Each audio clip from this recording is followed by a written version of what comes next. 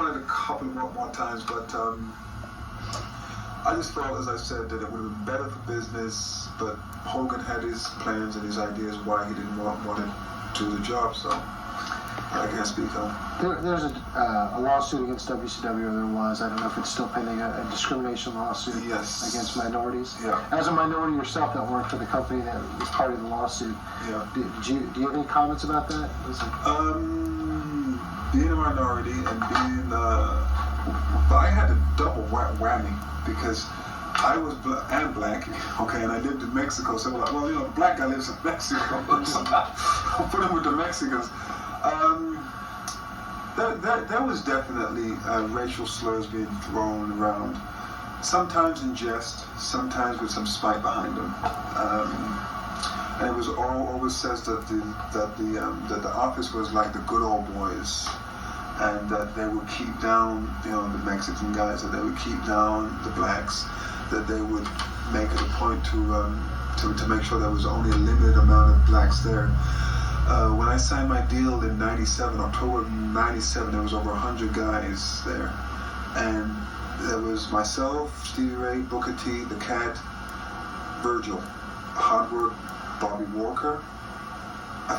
That was it, I think. There was like maybe another guy, but I'm talking about guys that had contracts. They had a couple of guys that would come in and do jobs, but guys that had deals, there was maybe 5 or 6 guys. So you're talking 4, 5, 6% of the office that they had were black, and that they brought in the Mexicans, and I guess they had an ulterior motive there because they were planning to do shows for Latin America, so they needed Mexican guys, and once that deal fell through, they got rid of those guys like it was no tomorrow. They just phew, and just kept the guys that got over, Hoovy, Psychosis, Ray, and Conan, and the rest of the guys were gone. I felt a lot of those guys had a lot to offer. Hector Garza, Lismark, La Parker, Dandy.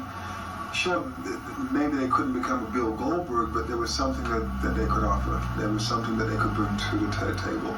And I feel from a personal standpoint, yes, there was some racism there, but we live in America. And wherever you work, in Burger King, I could be sweeping the streets, you're going to find it there too. So it was something that, and plus, speaking from my standpoint, being born and raised in England, that was something that I really didn't, I really wasn't aware of as a kid until I came here. I'm sure it existed there, but it wasn't something that I had to contend with growing up, because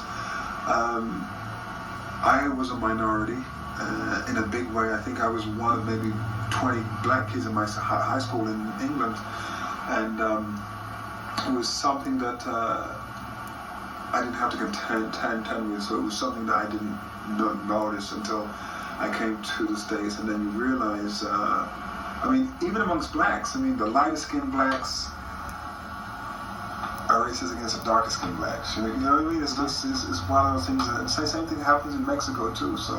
I was going to ask you about Mexico, because I actually went on a trip, and I brought a good friend of mine who's black, and I never felt like I had so much attention in my entire life in Mexico. I was going to ask you...